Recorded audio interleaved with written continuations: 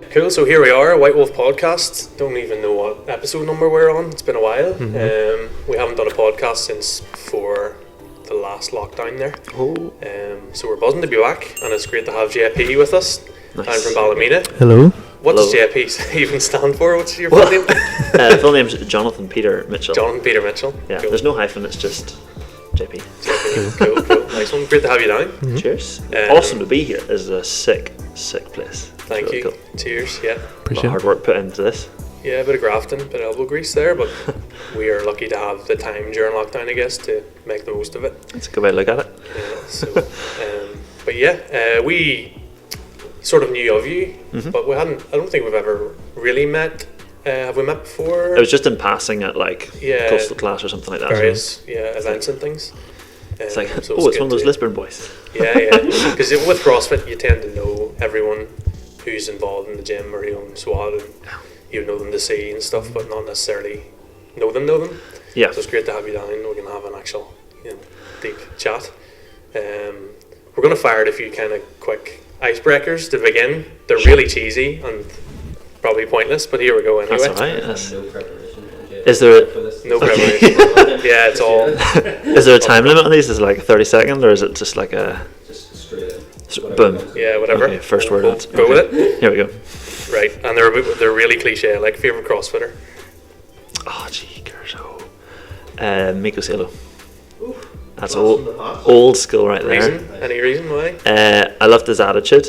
And one of the things that always sort of stood with me was he talked about after a workout, he doesn't lie down on the ground, and it's because like only an animal who's submissive lies down on the ground or is given up. So I like that philosophy, because I used to row, and when you rowed, oftentimes you'd cross the finish line and the crews that didn't do so well just slumped over or lay down in the boat. Whereas we're always told whether you win or lose, you hold yourself proud and you finish off, and you at least row another 100 meters so that it looks like you're not completely mullered. Sorry, one of my favourite stories with Miko as well, I love him as well, is remember he got the top open score in the world in one of the thruster pull-up workouts, and he did it with like more or less strict pull-ups as well. Did it in like the Rogue factory where he worked, by him and his judge, no music or anything. And like got the top time in the world. Well, did he have a philosophy of you should be able to train with no music as well? He was asked about it afterwards, obviously, because they were following him in the documentary, and it was, if you need music to train hard, you're not really training, and stuff like that. And I just thought his attitude was class. Watching him do a workout with rope climbs, and it was straight up, no legs, just all arms, but he was like miles ahead of everyone. Yeah, it was just like he's an animal. Who is this guy? And did he ever win anything? So he won in 2009. He was. I think it was 2009. He was before Kalipa? No, after Kalipa. Kalipa was 2008. And Miko was 2009. And then he got like an ear infection, and then he was injured and stuff like that. It was unfortunate. There's one of them where it was a water event, was the first event, and he like burst his eardrum. Yes, that was so it. he was out after the first event. Yeah. It was annoying. That's mad how long ago that is now. It's crazy. But that you were saying about, he basically did it strict pull-ups. He had the frog kip that he used to do. Yeah. And when I started CrossFit in CrossFit Korean, and being 6'2", most CrossFit rigs aren't really designed for that sort of length, plus they've got long limbs. So I couldn't kip because my feet would hit the ground or my head would hit the wall. So I learned how to frog kip before I learned how to butterfly. There you go. None of us have that height problem. Short. Yeah. Okay. Favorite WOD then? Helen. Yeah. Cool. Interesting. Yeah. So the first time I did that was in Leeds.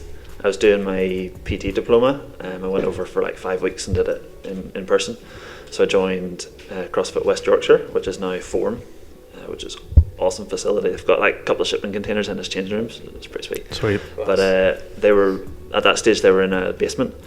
So to get out of the gym, you had to run up this what felt like a 30% incline to get up, and it was your whole run was uphill halfway and then downhill the other half. And then you came in and they had the really sticky. It was awesome. Yeah. That's such a For good anyone who doesn't know, Helen, it is 400 meter runs, swings, American swings, is it? Yeah, it's like 12 pull-ups and 21 swings. 21 swings. Yeah. 4 rounds, is that right? 3? I think it's just 3. Yeah, 3. Which is why it's so awesome. If it was 4 or 5, it'd be horrible. A wee bit Yeah. different. But you 3 is can just push it perfect. that way. Cool. Okay, what's your favourite hobby besides CrossFit and rowing? Can't say rowing either. Ooh. So my go-to is building things or DIY, because if I'm in a bad mood and I build something, great. If I'm in a good mood and I build something, it's probably a much better job, and that's great. Where were you 9 months ago? We were in here. We could have used you. Those tiles would have been done properly. Oh, I don't know. No. Yeah, just because I do it doesn't mean I'm good at it.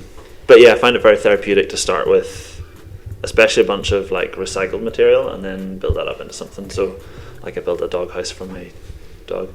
It's got a wee upstairs. It's got stairs to climb That's up. class. It's really I cute. saw a picture of that. Look cool. So, I mean, ridiculous amount of, and like shelves out of like branches in between them and stuff like that. Just to, I just like reusing material that would have gone to waste anyway. Do you like pick wee projects, or do you just, this needs done in the house, or is it I'm gonna Yes, to create an idea? both of those, yeah.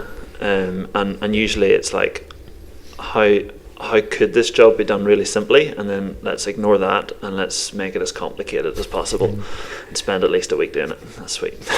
Sounds familiar. I'm just looking at that table behind you, thinking that's exactly what occurred. Yep, exactly. I think I saw somebody pouring concrete and stuff right. like that. Yeah. Yeah. Flipping that over, because we put it into a mould and then we all had to flip it. There was what, 15 of us maybe? Yeah, but you had to leave it about a week for it to set, so it was quite a long. Did you put any steel in it?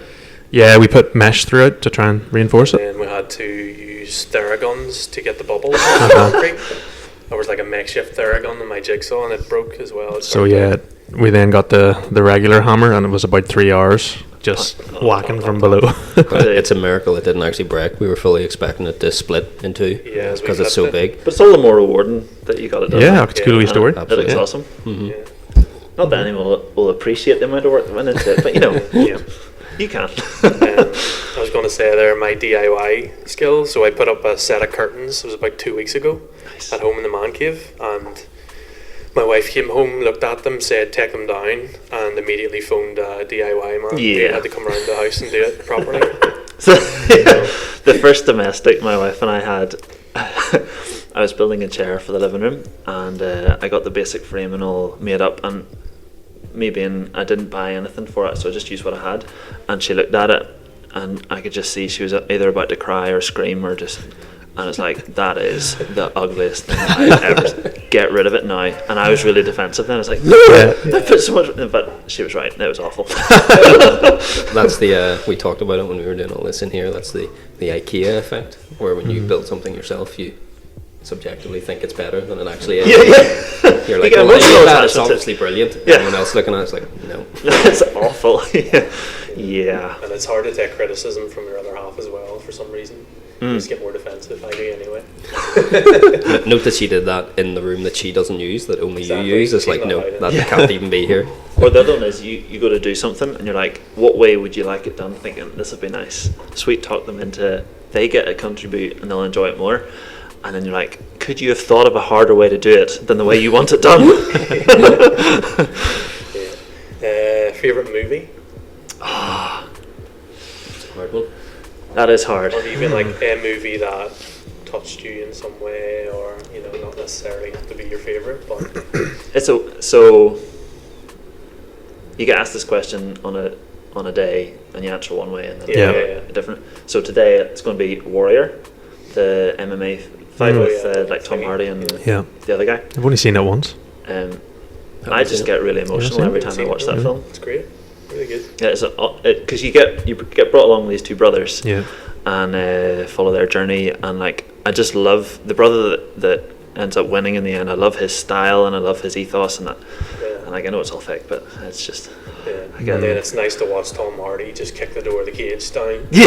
just batter a guy within 5 seconds. It gets that cool balance Yeah. within that movie. Exactly. Yeah. And you can see the pain that they're both going through and how they try and deal with that or don't deal with it as well, And then and the consequences. every time I think of that movie, the one scene comes into my head is Tom Hardy's relationship with his dad. And then when his dad was a recovering alcoholic, and his dad breaks down, he goes out in a binge, he comes back again. This is the night before the big final fight. And then Tom, the whole movie, wants nothing to do with his dad. He just uses him as his trainer. But that's the one time then where he then hugs his dad. Yeah. And it's a really... It's like he uses that like fighting position where you're almost cradling them. right. I thought it's just such a touching way to display how he was able to showcase his emotions in that moment. That was it really was cool. quite artistic actually, that scene, the way he did hug him and stuff. Yeah, it's interesting. If anyone hasn't seen it, go and check it out. It's good shout. Bring some tissues for the end. It's just every time. Zombie! Right, this next one you might have to think about. Zombie apocalypse. Oh, I love zombie apocalypse questions. Here we go. Always park your car facing out so you can drive straight away. Don't reverse. There we go. 3 people in your team. Take yourself. They can be like people from history. Oh my goodness, that's a big question. Oh, we've opened it up now. But you can't just say like Superman. Yeah, they have to be real. Yeah, doesn't have to be 3 people, but way to make it difficult. Like very difficult. You know, like 200 people. Who do you want to bring? It's like the billions of people who have ever existed. Who do you want to bring? It depends on what way you look at it from. I mean, do you want you want people on your team who are going to be able to help and keep you alive, but also you want people who are going to be good crack, because otherwise what's the point in being alive? So you probably want a comedian in there. A buff comedian. A buff comedian. Oh, Joe Rogan maybe? Joe Rogan possibly. I mean, he would know where to get psychedelics and stuff. That would be pretty sweet.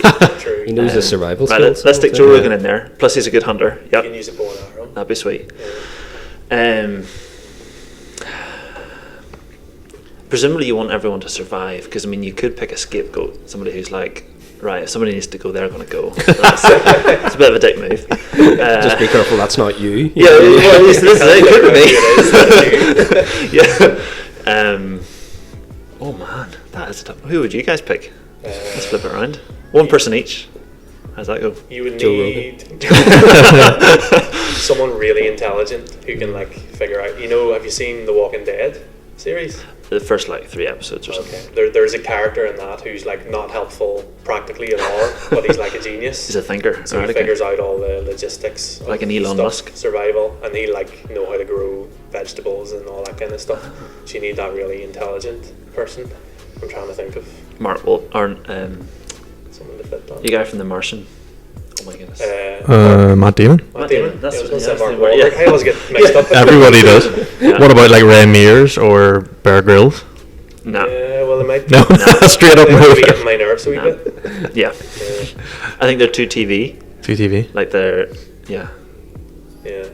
It depends if the goal is like survival for the next whatever, for your life or for the period of years, or is it like you're re-establishing civilization? Yeah, I noticed you didn't choose your wife, JP, there.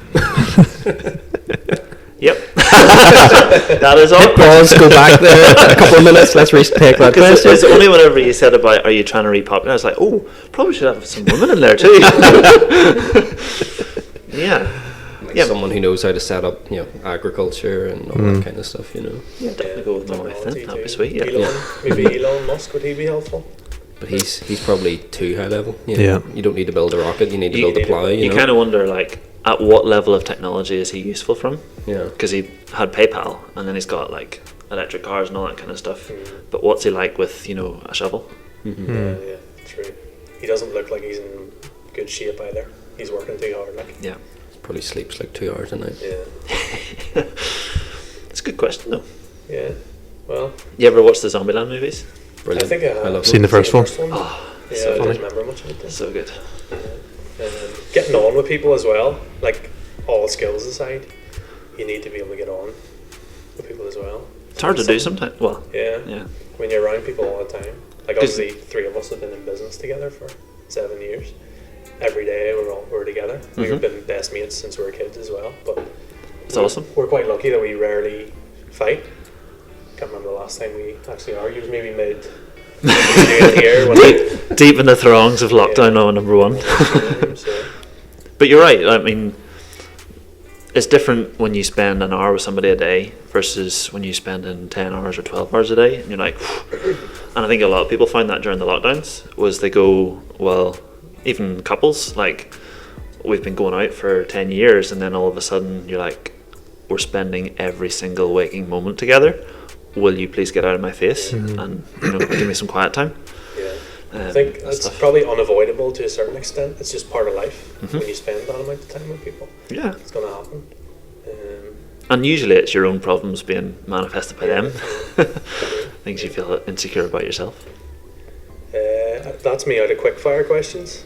Those are good questions. So moving on, tell us a bit about, you established CrossFit Ballymena.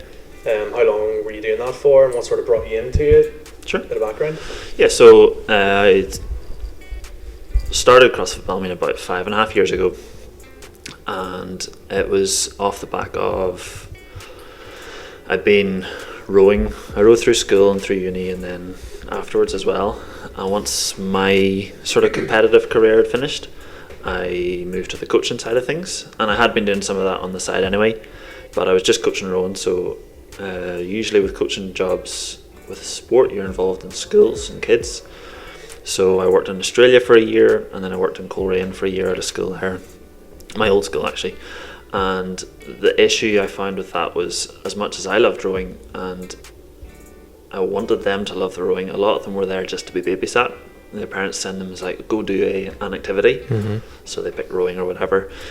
And so it's hard to get people engaged, especially like with rowing. You're out in cold weather, wind, waves, wet, and it's just like, it's a recipe for disaster. Yeah, if your heart's really not in it, it's very easy to complain, I'm sure. Yeah, and it's the same as somebody who like, they want to be in good shape, but they don't really want to put in the work. How much more miserable is a 40-minute workout than, if you actually love it? Yeah, it's just night and day. So I kind of got a bit scunnered with that, and what I found was that for those kids especially, they really thrived off the strength and conditioning work, which I was basically doing CrossFit with them.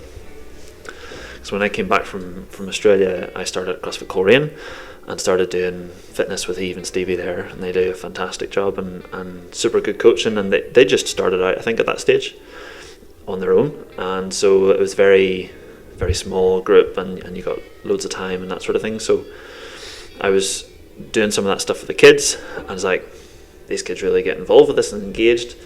Imagine if people were actually, paying me to do that. So then I spoke to Eve and Stevie about doing some stuff, and then decided that actually Ballymena didn't have a CrossFit, and that could be a time to go and try that. I wasn't in a relationship, I didn't have any like dependents, so it was a good time to step out and give it a go. Time to go and do. Yeah, exactly. So I went up there and kicked things off, and very quickly things got to a point where financially I was able to keep doing it, but time wise I wasn't able to do anything else, and that's kind of where things. What age were you? Sorry, when you? It's good. 24. Yeah, 24. Yeah. Was that a case of you were doing like early morning classes, then doing evening classes, so your whole day was taken up with running the gym? Yeah, and I didn't really see the point in going back to Coleraine to come back to Ballymena, because I lived with my parents at the stage still. So it would have been an hour and 15-minute round trip each time, and plus the extra fuel and stuff, and being tight, I didn't want to do that, so I just stayed in Ballymena the whole day, and that kind of takes a toll. But anyway, got a few people involved. Andrew Thompson was coaching for a while, and Matty works in Belfast. He did a lot of hours, and some of the members stepped up as well, and that was really cool. Started to get a bit more freedom, a bit more time, and I think there was a year where things went from being almost manageable to being good for a couple of months, and then started to slip back off again. That's kind of where the gym went. At most we had 110 members, so it was a good bunch, good big bunch of people, and as with all CrossFit gyms, like, people are super nice, and there's a good support network there, and it's pretty sweet. Interesting. Awesome. Yeah, we were also 24 when we opened White Wolf. Yeah, it's a good age, because if you did you guys go to uni?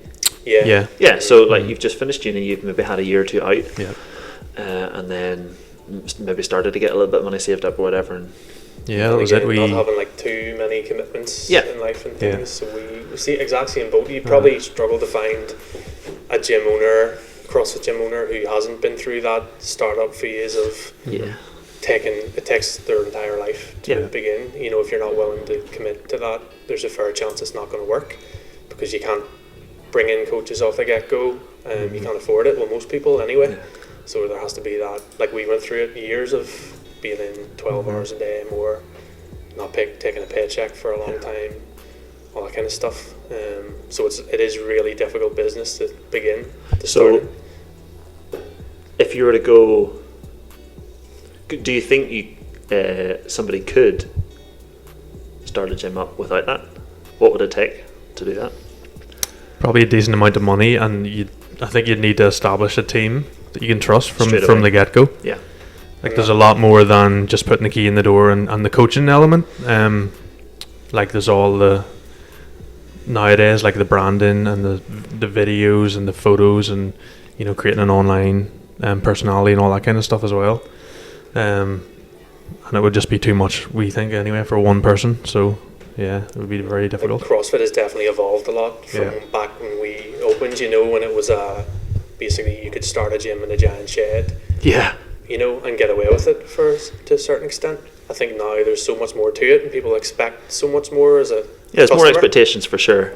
And I think part of that is because Instagram has really exploded up, and people are able to see other facilities, and they're like, oh, they've got all that stuff.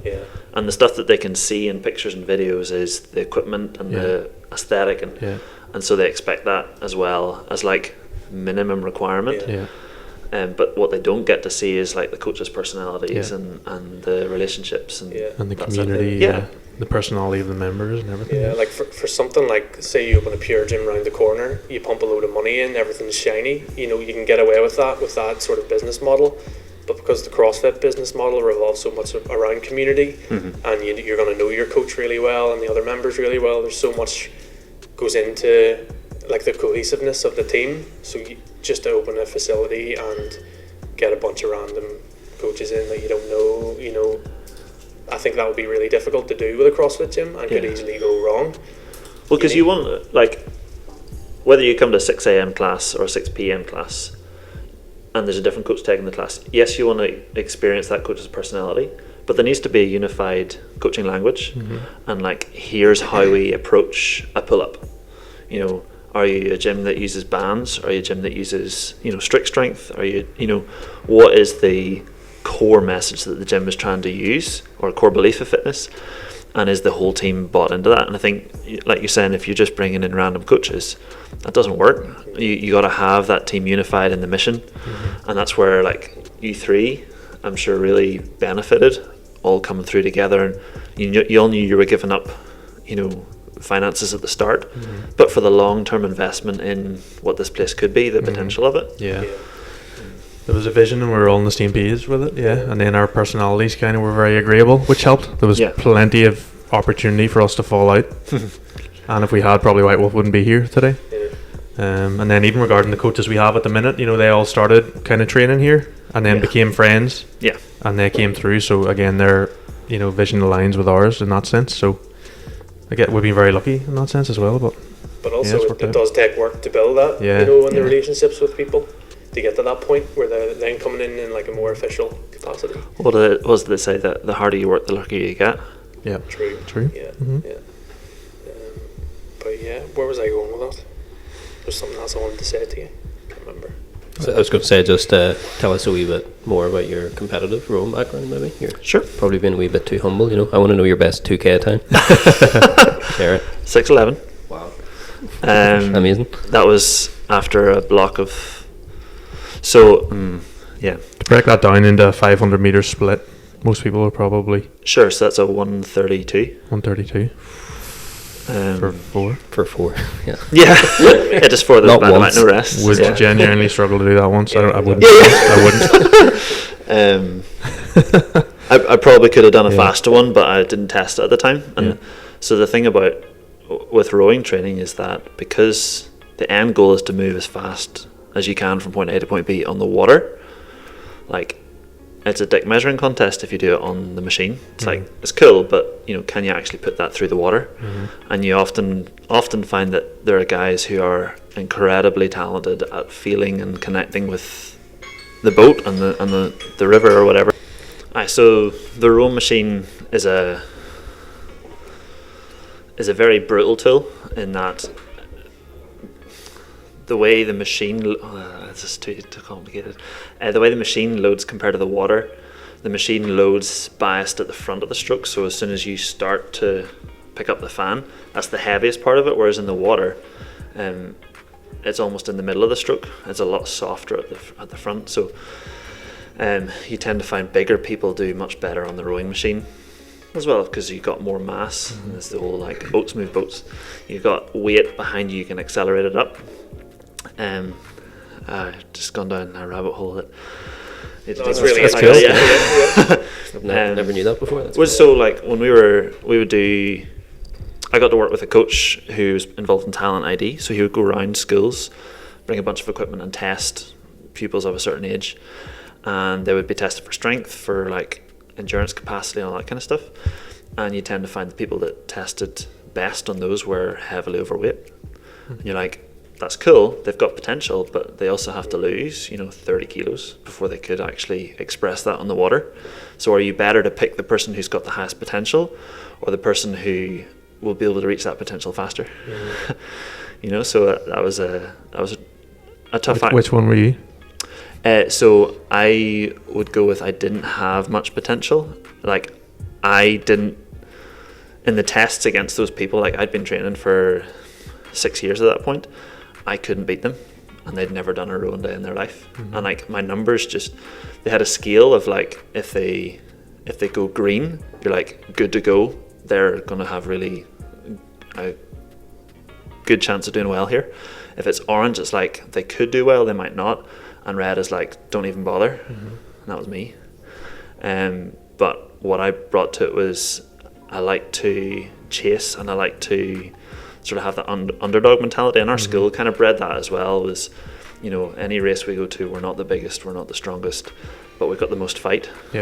So you try and work together as best you can and overcome the other weaknesses. And I was very fortunate in school. There were 4 of us. In fact, there were 5 of us, all going for 4 seats. So between that, you're really competitive and you push. And so that got a really good path through school, and we all came up together, and we ended up doing really well. And we'd still stay in touch, and it's nice to have reunions and stuff. But none of us in ourselves were overly talented, but together we were able to achieve more. So once I finished rowing at school, I'd done the Junior Europeans a couple of times, and got like silvers and bronzes in those. I actually got to row with a guy who got silver at the Olympics the last time through, Paul Donovan. Which is that cool. in a team of 4 or? Yeah, so at the both of those I did in 4s. I did a 4 and a quad. Yeah. You might be like, that's the same thing. Well, a 4 has 4 people in 4 oars, and a quad has 4 people in 8 oars, so you each have 2. Yeah. So that was fun. And then I was supposed to be on a scholarship to go to Newcastle, but I missed a grade by 1 mark, so I ended up going to Queen's instead, which was very fortunate because they had a new rowing coach the year before, and he brought them from being, hot garbage is probably a compliment, and brought them right the way up, and they finished in the top 5 in the UK.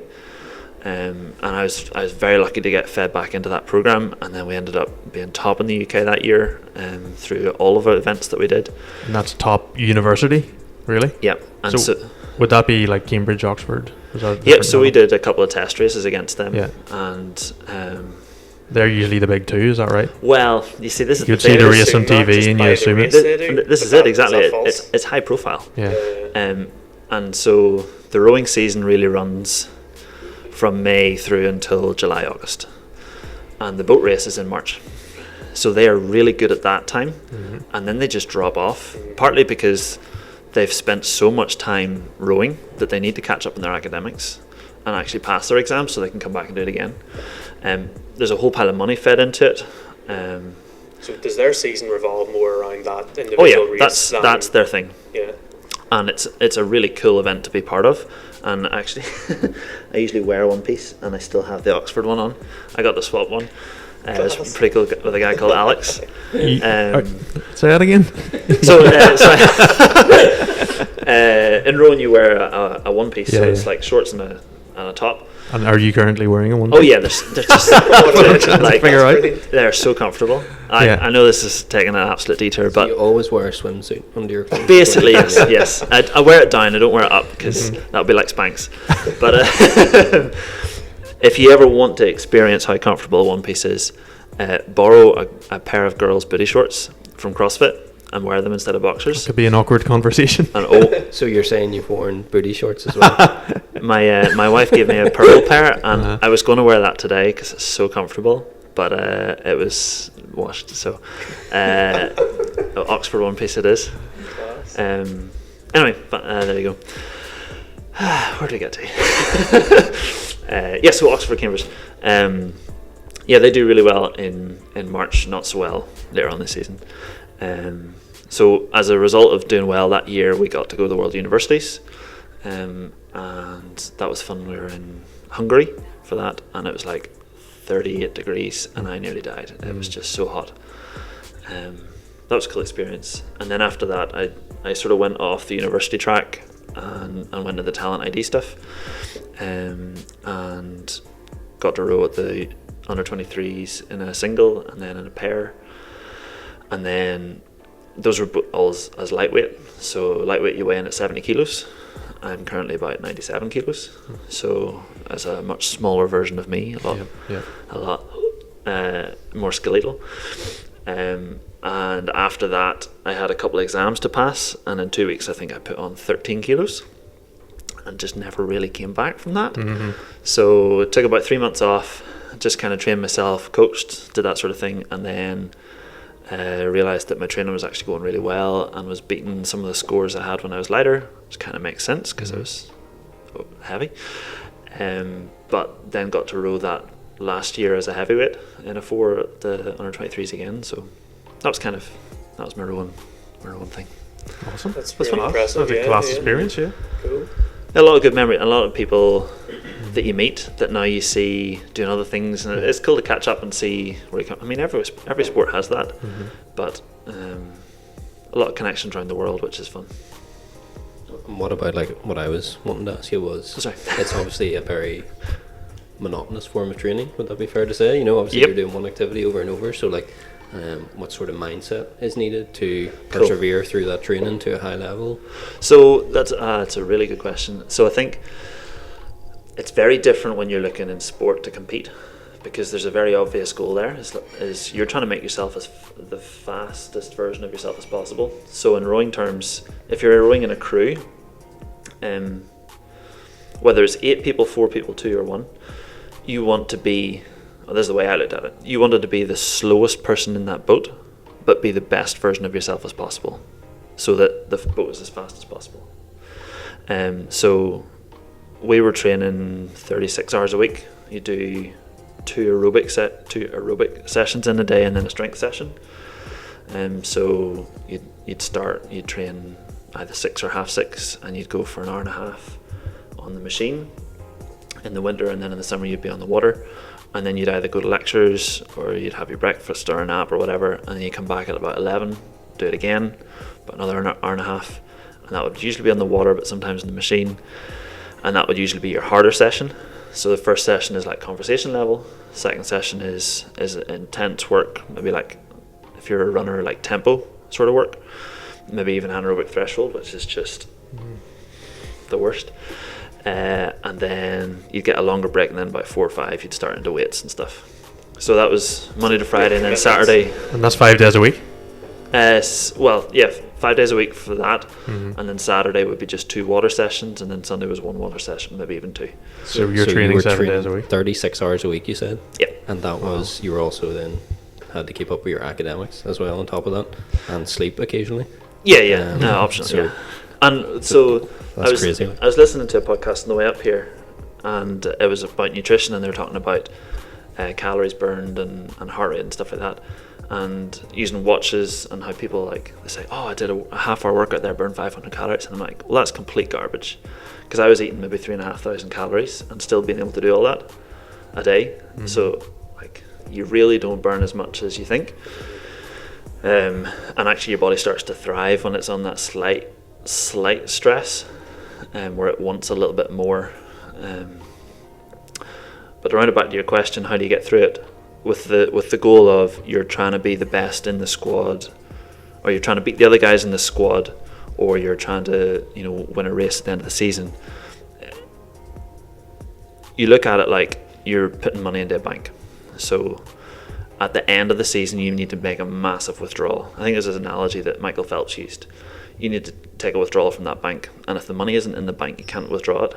So every day you go in, you put in money, you put in money, you put in money, so that whenever you get to that final, that big race, you're sitting on the start line, you're looking across at the boats, you're like, I got this big cash pile, guys. I'm just going to take it all out now, and you're going to, you know, suffer. It's a cool analogy, I like it. And it's but then when you come away from that, I had a huge dip where it's like, well, how do you now motivate yourself to train? Yeah. And what was cool was when you go through those long sessions, you get into like this flow state. And I imagine it's the same as if you're hunting, or how it would have been when you're doing persistence hunting, which is where like you're running down animals until they die of exhaustion. We're in that state where you're focused on the goal, and time just disappears. And so an hour and a half session, you're there, you're present, you endure all of it, but also it flies by, you don't even notice it, because you're not suffering, you're not changing exercise, you're not trying to think about this or that, you're just focusing on your technique, your position, your engagement, and are you in time with the person in front of you or behind you. So you don't notice that there's other things. I would imagine like it's very rhythmic, obviously, which very is much going to help with getting into that flow state. It's just exactly. I mean, some people compare it to golf, because at golf you're trying to swing the same every single time you hit the ball, whether you got a wood, whether you got a chip and iron or whatever. Shows how much I know about golf. More than me. We all nodded there, so it's I've heard those words before. Yeah. And the difference being in golf, you know, you have 200 yards between strokes, whereas in rowing you have a second and a half. So you take a stroke, and then straight away you get a chance to take another stroke. So if you take a bad one, oh well, you can fix it this next time. Or if you have a good one, you're like, cool, well I can't celebrate it for too long because I have to take another one. But then on the flip side of that, you'd have, so say you're doing 105 minutes on the machine, you're sitting there going, I can count down in 800 strokes, I will be at this distance, and you're like, that's a lot of strokes. It just shows the importance of the mentality, you know, in it, because the exact same workout could be hell, or you could be in flow state and come off the rower, top of the world. And some of the guys said, when I was at uni, there were two crews. There was the first 8 and the second 8. And the second 8 would have generally gone out more for nights out and stuff like that. And they said the best sessions they had were when they were extremely hungover, and then come in and they wouldn't even notice the miles go by. And because it was much easier to be relaxed enough in your mind to get into the flow state. Whereas I think the first 8 were much better at just hitting that without needing any external stimulus. Yeah. And I was going to say, regarding flow state, is that something that's missing from your life now? Do you miss that, or are there any other hobbies or activities now that have replaced that, like creative? Sure. So there was a long period where I just didn't get that at all. Yeah. And it was hard to enjoy training. And that's one of the things I really enjoyed about CrossFit when I started, was you do a 5-round workout or whatever, and you just watch everyone fly off in the first round. You're like, you guys are idiots. I'm going to see you round 3, and then you're going to see my dust in round 5. It's going to be sweet. So that was a good avenue to channel that into. But yeah, I don't really regularly get into that state anymore, which is even something like a DIY project or something. You know, must be it's different because you don't get the same like physical release from it, and I think there's something to be said about having both at the same time. It's nice to be in flow and be in a project and creative and in that state of mind, but also to have the physical release alongside it just brings it to another level. That's really interesting though, because my intuition was going to be that it's repetitive, so it's maybe difficult with mindset, whereas it's actually the repetition is what is facilitating the flow state. Yeah, so big time. I almost think that because it's repetitive, it actually helps. And like if you imagine I used to work in a bakery. If you're kneading useless analogies. If you're kneading dough, it's the same thing. You have to just repeat the pattern and do it and do it and do it. But then you're like, you've probably done it 300 times, and then you're like, oh, sweet. Or you're driving. Most people get into flow state when they're driving. They just don't realize it. I mean, you think, how did I get home?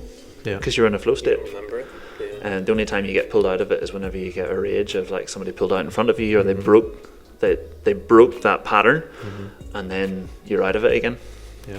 But yeah, Very interesting. Cool. And so I sometimes, because when I was training at the gym, I didn't do classes very often. I found it harder to get into flow states, because I got the flow state from being aware of what everyone else around me was doing, and being able to focus in on myself. Whereas when it's just me training, I couldn't get that same flow, that same freedom. There can be other things coming into your head. There's more opportunity for you to walk away from what you're doing. Yeah, there's more distractions. Exactly. There's that paint that needs topped up, and I need to add that member, and then I need to do this and do that, and then it just and as well, because you'd be changing movement, and I find that very disruptive. You're like moving from the barbell to the pull-up to the the floor, and you're like, all those opportunities are times for me to drift off and think about something else.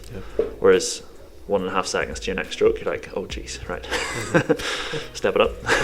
For anyone who doesn't listening, who maybe doesn't know what flow state is, maybe a definition or a loose definition of flow state. There's a good documentary, I think it's just called Flow. Has anyone seen it?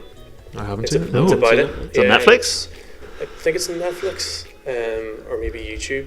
Okay. But yeah, it's like a state of mind, like with the rowing's repetitive nature brings you into it. You don't necessarily notice time going by, and it's like reported to correlate with like general happiness in life. So like danger can bring it on as well. Like rock climbers and stuff would report it a lot. So you're out doing quite a long climb on a cliff. You go into flow state. You're not thinking about what's for dinner or the argument you had with your mate last week. You're focused on the task at hand. And you guys talked about it in the second podcast you did with the guy called Johnny Morton. Yeah, so he's big into extreme kind of sports, skydiving, that kind of stuff. I can't remember what we mentioned in that podcast. But it was the same idea. I think it was so much thrill, so much adrenaline involved that all you could think about was what was happening at the time, and therefore the concept of time just drifted away. And whether it was an hour or 8 minutes, you had no idea. It was just you're focused on the present and not on the future or the past. Like essentially cool. Like meditation as well. Yeah. Another way of achieving it. Do you meditate at all, or? Tried a few different things, and actually the further away from rowing I shift, the more I realised that rowing was just meditation every day. And so I find it hard to replicate that without doing all that work. So I've tried different breathing exercises or cold study or like cold baths and stuff like that. I find probably the most engaged it's ever been is freediving.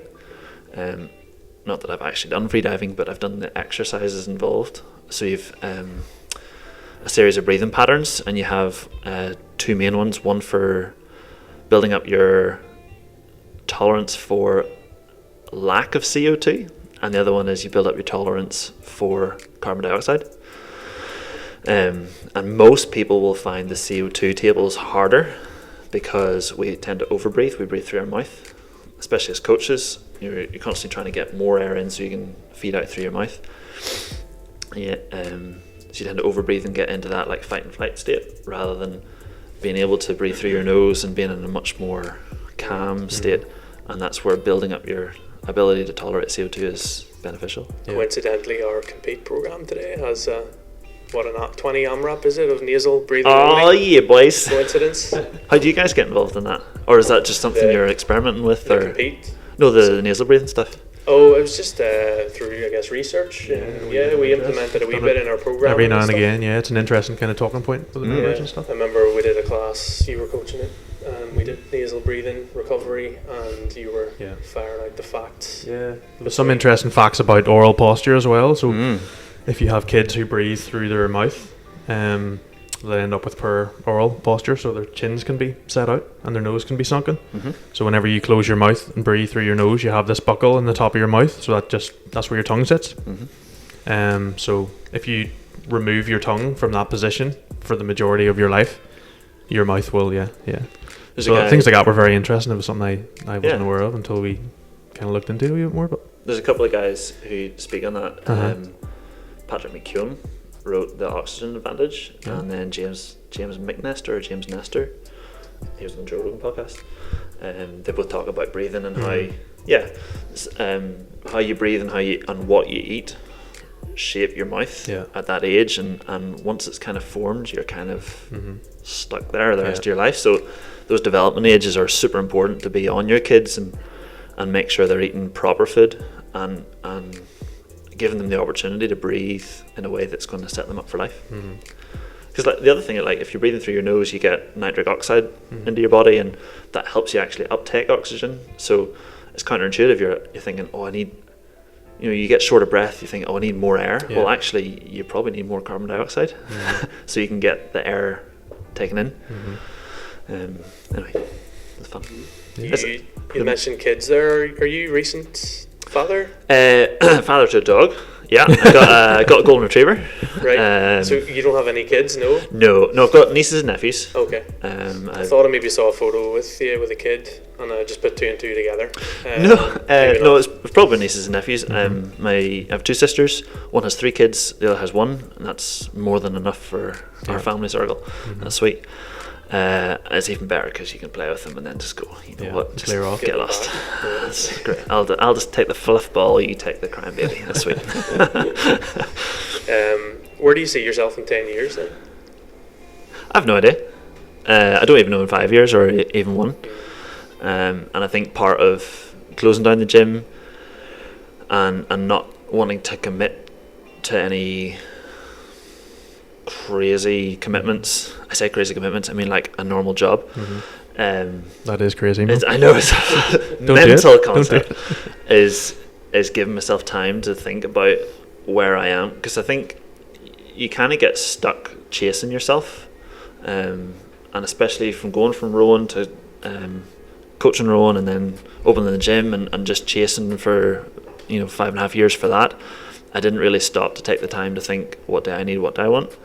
And the more time I've taken away from that, the more I've discovered about myself, and the more I thought I'm not ready to dive back into that again. And actually, probably what will happen in 5 or 10 years is I'll be doing a lot less than is normal, because I've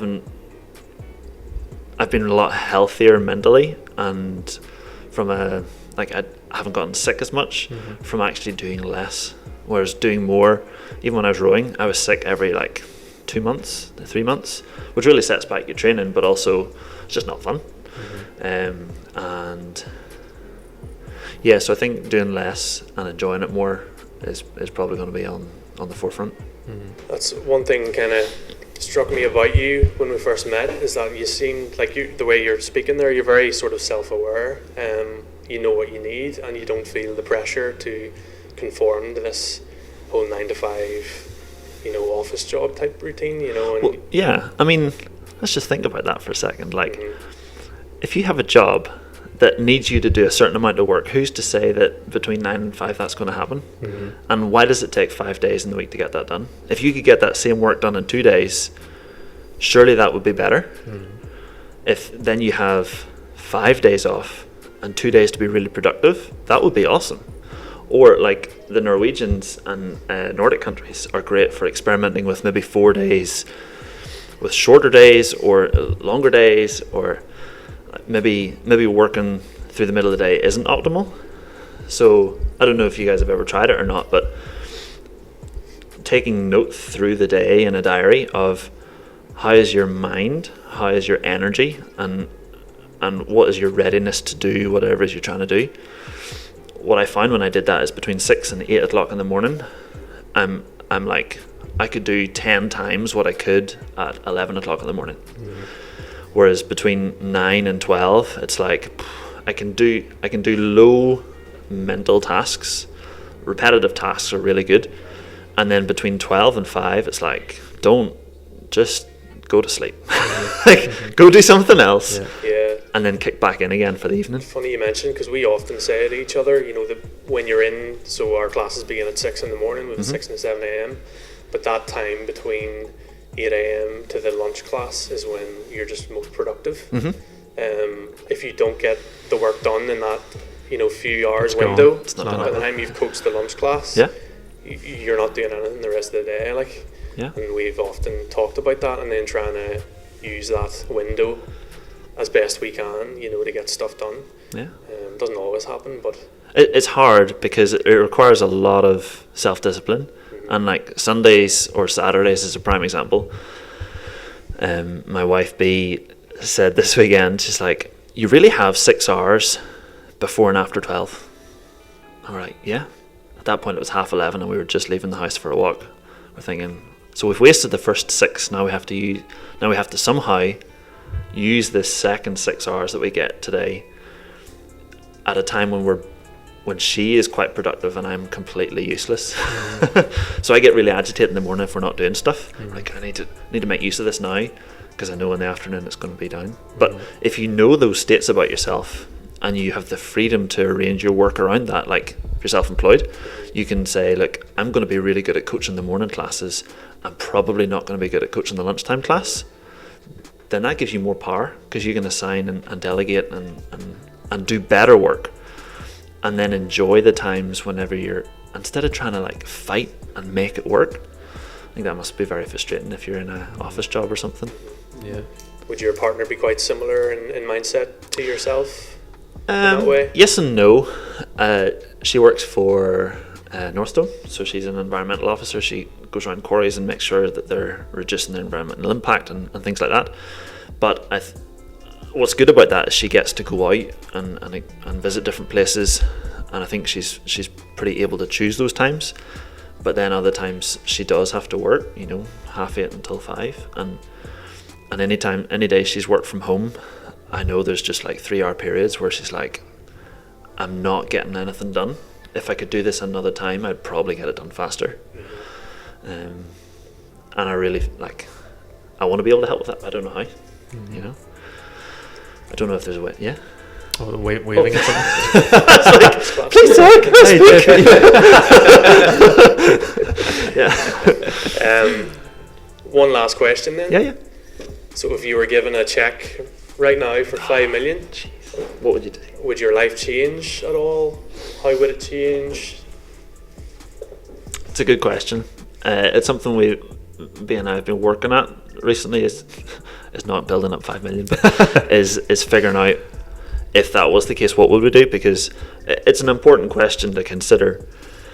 If you're not at least thinking about it, then how are you moving towards where you want to be?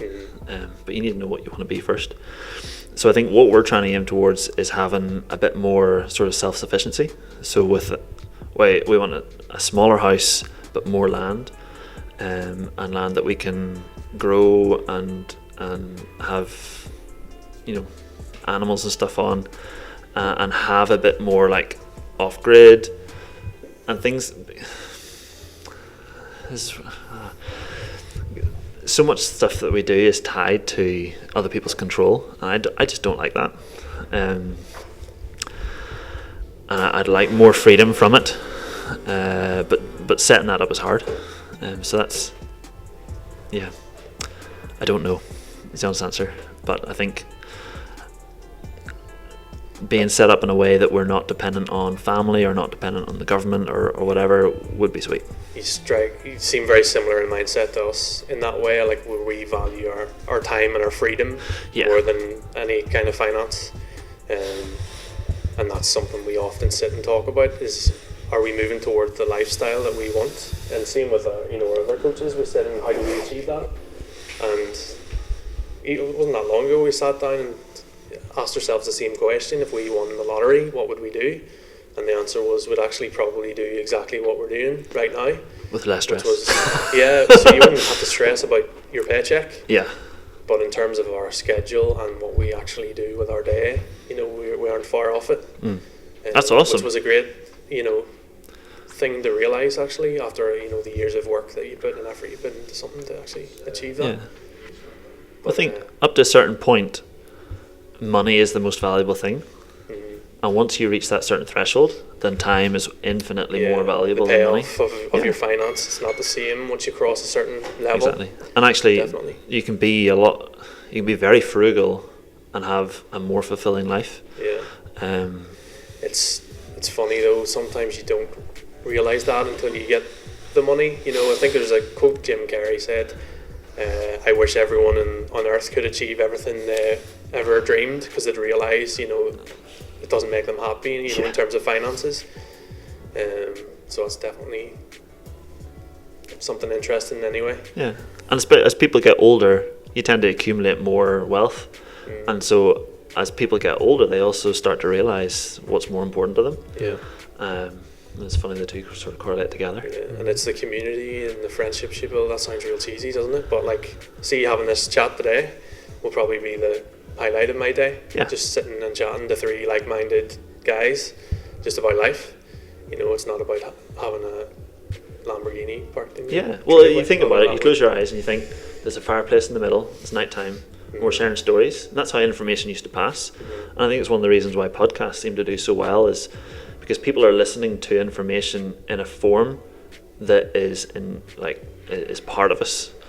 You know, you listen to stories by your grandparents, by your parents, by visitors from other towns, and you're like, oh, what's happening? Rather than sitting and it all being on your phone and being like, I have no personal connection to this. Where's the storytelling? Where's the charisma? Yeah, definitely. Cool. Well, we'll wrap it up there then. Super. Well, thanks very much. Thanks for again having for coming me. down That and was joining brilliant. us. It's a Sweet. really interesting conversation. And thanks for the tip on the rowers, by the way, as well. Yeah. Oh, anytime. Anyone who has a rower, if you're storing it upside down, don't leave the handle in the clip for the handle.